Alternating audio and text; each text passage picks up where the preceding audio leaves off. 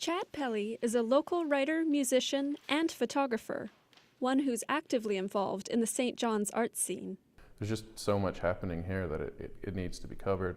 So when the Scope stopped printing in December, Pelly saw a need for a newspaper that would capture the spirit and talent of people here.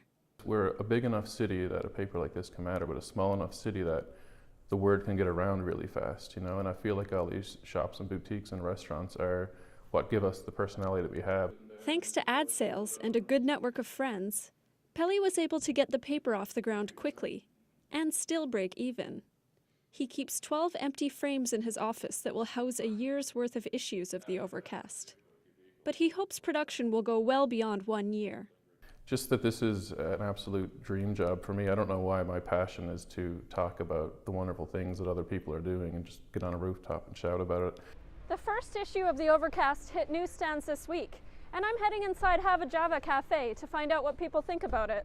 So far, a lot of people are kind of looking at it like, what's this? Like, what is that? And we're saying, oh, it's like I guess the new Scope, you would say, or something. So, yeah, so a lot of people seem to be reading it, yeah, and picking it up and stuff like that.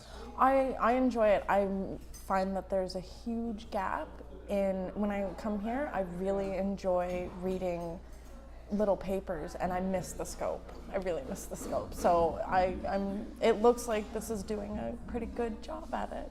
Kyle Buston says a paper like the Overcast shines the light on artists, musicians, and entrepreneurs. But it's also a roadmap for newcomers to the city.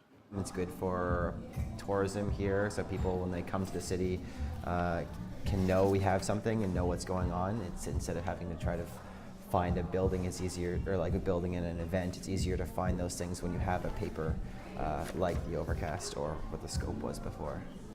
And like the Scope, you can now find the Overcast at cafes, shops, and schools around town. Tiffany Pope, CBC News, St. John's.